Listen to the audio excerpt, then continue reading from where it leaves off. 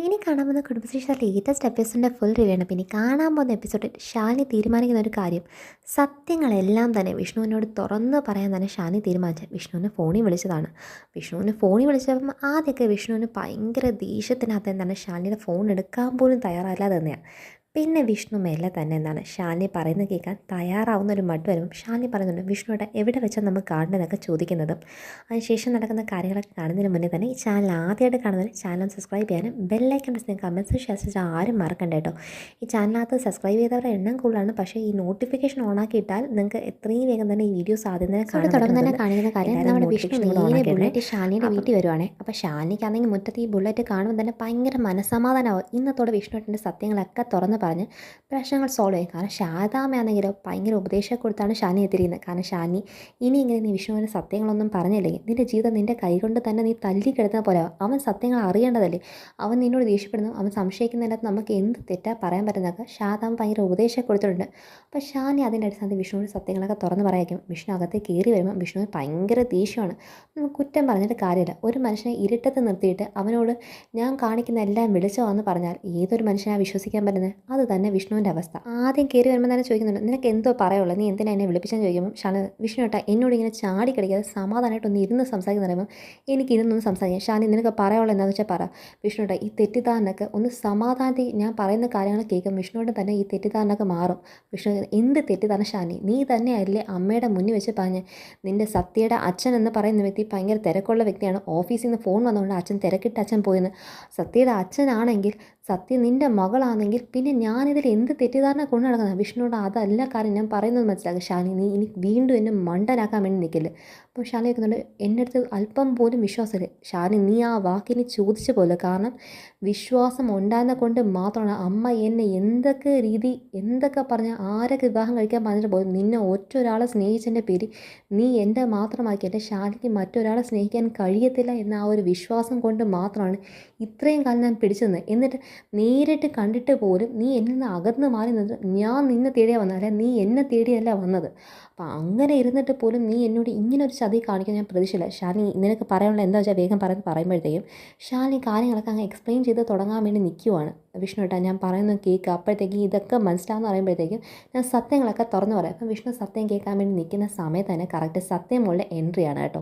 അവൻ കുഞ്ഞ് ഒന്നും അറിയാതെ വന്നിട്ട് ബിഗ് ഫ്രണ്ട് എപ്പം വന്ന് ചോദിക്കുമ്പോൾ ഞാൻ ഇപ്പം വന്നതേ ഉള്ളൂ മോളെന്നൊക്കെ വിഷ്ണു പറയുന്നെങ്കിൽ വിഷ്ണു നേരെ സത്യമോളുടെ മുഖത്തേക്ക് പോയി നോക്കുക. പക്ഷേ സത്യമോൾ വിഷ്ണുവിൻ്റെ മുഖത്ത് നോക്കുമ്പോൾ ആദ്യം കാണുന്ന ഒരു കാര്യം വിഷ്ണുവിൻ്റെ കണ്ണൊക്കെ അങ്ങ് നിറഞ്ഞ് സങ്കടപ്പെട്ട് നിൽക്കുന്നതും വിഷ്ണു ചെറിയ രീതിയിൽ അമ്മയോട് ദേഷ്യപ്പെട്ട് സംസാരിക്കുന്നത് കാണുന്നത്. അപ്പോൾ സത്യമോൾ ചോദിക്കുക, ഒരേ ബിഗ് ഫ്രണ്ട് ഞാൻ അന്ന് ബിഗ് ഫ്രണ്ടിനെ മനഃപൂർവ്വം വിളിച്ച് വരുത്തിയല്ല, അച്ഛൻ അന്നേരം എൻ്റെ കൂടെ ഉണ്ടായിരുന്നു, ഞാൻ അറിഞ്ഞില്ല അച്ഛൻ പെട്ടെന്ന് പോകും, ഞാൻ അവിടെ എല്ലാ റെസ്റ്റോറൻറ്റ് മൊത്തം അച്ഛൻ ഉണ്ടോ നോക്കിയത്, എന്നിട്ടും അച്ഛൻ നേരത്തെ പോയെന്ന് അമ്മ എന്നോട് പറഞ്ഞത് അപ്പോഴല്ലേ, അതുകൊണ്ടാണ് ഞാൻ മനഃപൂർവ്വം വിളിച്ച് വരുത്തിയാണെങ്കിലും എനിക്കറിയാം ബിഗ് ഫ്രണ്ടിനെ ഞാൻ വിളിച്ച് വരുത്തിയത് കൊണ്ട് ഭയങ്കര സങ്കടമായല്ലേ അച്ഛനെ കാണാൻ പറ്റത്തില്ല, ആ സങ്കടം ഞാൻ എന്നാലും അച്ഛനോട് പറഞ്ഞ് രണ്ടുപേരും ഒരുമിച്ച് മീറ്റ് ചെയ്യിപ്പിച്ച് സങ്കടം ഞാൻ മാറ്റിത്തരാം കേട്ടോ എന്നൊക്കെ പറയും. വിഷ്ണുവിന് എന്താണ് എൻ്റെ അച്ഛൻ എന്ന് പറഞ്ഞ് നമ്മുടെ സത്യമോൾ ആവർത്തിച്ച് പറയും. വിഷ്ണുവിന് ഭയങ്കര അത് പൊള്ളുവാണ്. ഷാനിക്കാണെങ്കിൽ ഈ നിസ്സഹായ അവസ്ഥയിൽ സത്യമോളോടൊന്ന് മിണ്ടാണ്ടിരുന്ന് പറയാനും പറ്റത്തില്ല. വിഷ്ണു അത് കേട്ട് നിൽക്കുന്ന വിഷ്ണുവിൻ്റെ സമനില തെറ്റിക്കൊണ്ടിരിക്കുന്നതും കണ്ട് ഷാനി അവിടെ ഭയങ്കര ഒരു നിസ്സഹായ അവസ്ഥയുടെ അങ്ങേ അറ്റത്തേക്ക് നിൽക്കണം ഷാനി.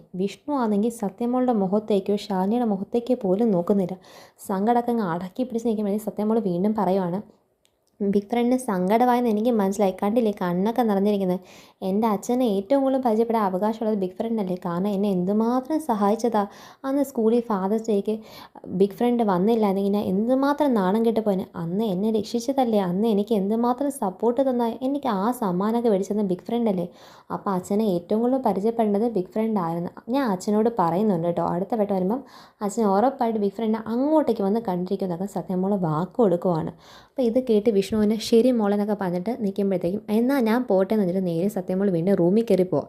അപ്പോൾ ഷാലിനി ആണെങ്കിൽ വിഷ്ണുവിൻ്റെ വീണ്ടും കാര്യം എക്സ്പ്ലെയിൻ ചെയ്യാൻ വരുമ്പം നിനക്കിനി വല്ലതും പറയുന്നുണ്ടോ ഷാലിനി, ഞാൻ കേൾക്കാനുള്ളതൊക്കെ കേട്ടല്ലോ, എന്നിട്ട് നിൻ്റെ മോളുടെ വായിന്നെല്ലാം കേട്ട്, ഇനി അതിൻ്റെ അപ്പുറത്തേക്ക് ഞാൻ എന്താ കേൾക്കേണ്ടത്? മതി ഷാനി, നിനക്ക് പറയാനുള്ളതൊന്നും എനിക്ക് കേൾക്കണമെന്നില്ല. വിഷ്ണു അവിടെ നിന്ന് അങ്ങ് ഇറങ്ങി പോകാൻ കളയുന്നത്. ഷാനി വീണ്ടും അവിടെ നിന്ന് വാതിൽ നിന്ന് കരയുവാണ്. കാരണം തനിക്ക് ഒരു രീതിയിലും ഈ കാര്യം സോൾവ് ചെയ്യാൻ പറ്റുന്നില്ല. കാരണം സത്യമോളോട് അന്ന് വന്ന് താൻ തന്നെയാണ് വേഷം കിട്ടിയെന്ന് സത്യയോട് സത്യങ്ങൾ തുറന്ന് പറയാനും പറ്റില്ല. വിഷ്ണു ഉണ്ട് താനാണ് ഈ വേഷം കിട്ടിയെന്നുള്ള കാര്യം പറയാൻ വന്നപ്പോഴത്തേക്കും സത്യമോളുടെ ആ ഒരു ഇൻ്റർഫിയറൻസ് കൊണ്ട് ബാക്കി ഒരു കാര്യം തുറന്ന് പറയാൻ പറ്റാത്തൊരവസ്ഥയിലേക്ക് പോയല്ലോ. അങ്ങനെ ഷാനി അവിടെ പരിതാപകരമായ ഒരു അവസ്ഥയിൽ നിൽക്കുന്നതാണ് കാണിക്കുന്നത്. പിന്നെ കാണിക്കുന്ന കാര്യം വീണ്ടും സത്യമോൾ അടുത്ത ആവശ്യം അച്ഛനെയും കൊണ്ട് അമ്പലത്തിൽ പോകണം എന്നതാണ് ആവശ്യം. അപ്പോൾ അതിൻ്റെ കാര്യത്തിനകത്ത് അവിടെ വെച്ച് സത്യഭാമയുടെ ഇൻട്രാക്ഷനൊക്കെ ഇനി പറയാം. അതിന് മുന്നേ നടക്കുന്ന കാര്യം നേരെ ശാരദാമ്മയുടെ വീട്ടിനകത്താണ്. അപ്പോൾ ശാരദാമ്മയുടെ വീട്ടിൽ എന്താണ് ശാന്ത ചേച്ചിയുടെ മോളുമായിട്ട് വരിക. ഇന്നലെ നമ്മൾ കണ്ടിട്ടില്ലാത്തൊരു പുതിയ കഥാപാത്രത്തിൻ്റെ എൻട്രിയാണ്. അപ്പം പറയുന്നുണ്ട് ഇവളുടെ കല്യാണമാണ് ശാരദാമ്മ എന്നൊക്കെ പറഞ്ഞിട്ട് അതൊരു സമൂഹ വിവാഹത്തിൻ്റെ കാര്യമാണ് പറയുന്നത്. ഈ സമൂഹ വിവാഹത്തിൻ്റെ ഏറ്റവും വലിയ നേതൃത്വം വഹിക്കാൻ പോകുന്ന ആളെന്ന് പറയുന്നത് മറ്റൊരാളും കൂടെയാണ്. അതിൻ്റെയൊക്കെ ഹിൻ്റ് പറയാവേ. പിന്നെ കാണിക്കുന്ന നേരെ ശാലി നേരെ അക്ഷയായിട്ട് വീണ്ടും വേഷമൊക്കെ കെട്ടി സത്യമോളെയും കൊണ്ട് അമ്പലത്തിലേക്ക് വന്നത്. പെട്ടെന്ന് എന്താ മോക്ക് അമ്പലത്തിലേക്ക് അച്ഛനെയും കൂട്ടിക്കൊണ്ട് പോകണം? അതെനിക്കൊരു നേർച്ചയുണ്ട്, ആ നേർച്ച തീർക്കാനെന്നൊക്കെ സത്യമോൾ പറയുമ്പോഴത്തേക്കും ഷാലി ഇങ്ങനെ ശ്രദ്ധിച്ചിരിക്കുക. അക്ഷയുടെ വേഷത്തിനകത്താണ് എന്തായിരിക്കും നോക്കുമ്പോഴത്തേക്കും ഞാൻ ഈ അമ്പലത്തിൽ വന്ന് അന്ന് ഒരു ദിവസം പ്രാർത്ഥിച്ചെന്ന് അച്ഛനെ എൻ്റെ മുന്നിൽ കൊണ്ടുവന്ന് നിർത്തണേ. അന്ന് എനിക്കും വേണ്ടി ബിഗ് ഫ്രണ്ടും എനിക്കും വേണ്ടി പ്രാർത്ഥിച്ചതാ. ആ പ്രാർത്ഥന കേട്ടത് കൊണ്ടല്ലേ അച്ഛൻ എൻ്റെ മുന്നിൽ വന്ന്. അതും കറക്റ്റ് സമയത്ത് വന്നില്ല. അതുകൊണ്ട് ഞാനിവിടെ എന്താണ് നന്ദി രേഖപ്പെടുത്താൻ വന്നതെന്ന് വെച്ചാൽ അവിടെ പ്രാർത്ഥന നിറവേറ്റുക. പ്രാർത്ഥന മറ്റൊന്നുമല്ല, കുഞ്ഞെന്താണ് മുട്ടിലെഴയുന്നതാണ് കേട്ടോ. അവിടെ മുട്ടിലെഴഞ്ഞ് ഒരു പ്രദക്ഷിണം വെക്കുന്നതായിട്ടാണ് ആ ഒരു പ്രാർത്ഥന. അപ്പോൾ അത് കാണുമ്പോഴത്തേക്കും ഷാനിയുടെ മനസ്സ് തകർന്നിരിക്കും. എൻ്റെ മകൾക്ക് അച്ഛനോട് ഇത്രമാത്രം സ്നേഹമാണ്, അച്ഛൻ വരാൻ വേണ്ടി അവൾ ഇത്രമാത്രം ചെയ്യുന്നു. മോളെ അതൊന്നും വേണ്ട എന്നൊക്കെ ഷാലിനി പറയുന്നെങ്കിലും നമ്മുടെ കുഞ്ഞ് അതൊന്നും കേൾക്കാൻ തയ്യാറല്ല. കുഞ്ഞ് വളരെ സ്പോർട്ടി സ്പിരിറ്റിനകത്ത് ആ പ്രദക്ഷിണമൊക്കെ നന്നായിട്ട് വെച്ചുകൊണ്ട് വരുമ്പോഴത്തേക്കും ഈ സമയം നമ്മുടെ സുസ്മിതയുടെ എൻട്രിയാണ് കേട്ടോ. സുസ്മിത വരുന്നത് മറ്റൊന്നുമില്ല, അമ്പലത്തിൽ ഈ പറഞ്ഞ ഷാലിനിയുടെ ഭർത്താവ് ഉണ്ടെങ്കിൽ അവൻ ആരായെന്നൊന്ന് എനിക്ക് കണ്ടിരിക്കണം. അപ്പോൾ അവൻ്റെ കൊച്ചുങ്ങളാണ് ഈ രണ്ടെണ്ണം. അവൻ എങ്ങനെയെങ്കിലും കുത്തിത്തിരിച്ച് സത്യാമ്മയുടെ മുന്നിൽ കൊണ്ടു നിർത്തി അങ്ങനെ ഒരു പണി കൊടുക്കാൻ വേണ്ടി സുസ്മിത ഓടി വരുന്നതാണ് കാണിക്കുന്നത്. അവനോട് സുസ്മിത അറിയുന്നില്ലല്ലോ ഈ പറയുന്ന അക്ഷയ് എന്ന് പറഞ്ഞിരിക്കുന്ന ശാലിനിയുടെ ഭർത്താവായി അഭിനയിക്കുന്നത് മറ്റാരല്ല ശാലിനി തന്നെ. ശാലിനിയെ കൊണ്ട് തന്നെ ശാലിനിക്കായി പാര പണിയിപ്പിക്കാൻ വരുന്ന സുസ്മിതയുടെ ഓട്ടോ ആണ് ഇനി അങ്ങോട്ടേക്ക് കാണാനിരിക്കുന്നത്.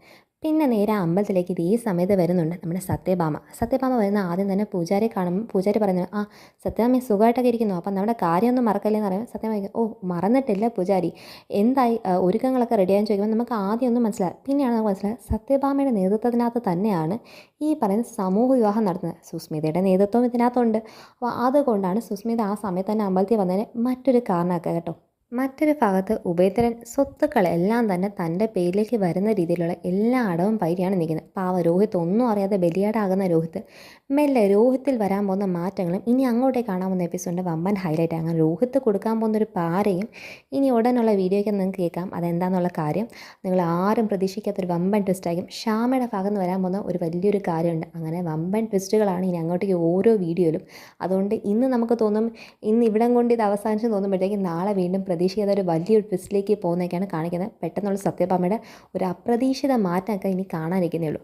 അങ്ങനെ സമൂഹ വിവാഹത്തിൻ്റെ കാര്യമൊക്കെ പൂജാരി പറയുന്നുണ്ട്. അപ്പോൾ പൂജാരിത്തെ സമൂഹ വിവാഹത്തിൻ്റെ കാര്യമൊക്കെ പറഞ്ഞ് സത്യഭാമ എന്താണ് തന്നെ അതിൻ്റെ ചിലവൊക്കെ ഏറ്റോളാന്നൊക്കെ പറഞ്ഞ് പൂജാരി അതൊക്കെ സെറ്റാക്കിക്കുക. അപ്പോഴത്തേക്കും സമയത്തിനകത്ത് വേറൊരു പ്രശ്നം ഉണ്ടാവില്ല, എല്ലാം ഗംഭീരമാക്കണം എന്നൊക്കെ പൂജാരി പറഞ്ഞ് ഏൽപ്പിച്ചിട്ട് സത്യഭാമ കൊണ്ട് തിരിയുമ്പം കാണുന്നത് നീ ഷാനിയുടെ ഭർത്താവായ അക്ഷയനാണ് കാണുന്നത്. ഒരു നോക്ക് രീതിക്കകത്ത് കണ്ടിട്ടേ ഉള്ളെങ്കിൽ സത്യയുടെ കൂടെ നിൽക്കുന്ന കാണുമ്പോൾ ഉറപ്പിച്ചു ഇത് തന്നെയാണ് സത്യമോളുടെ അച്ഛൻ.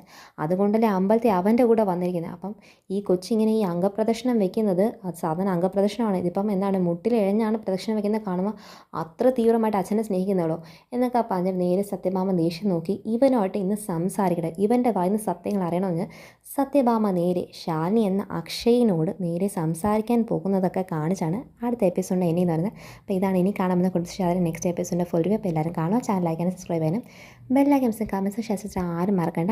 ബൈ.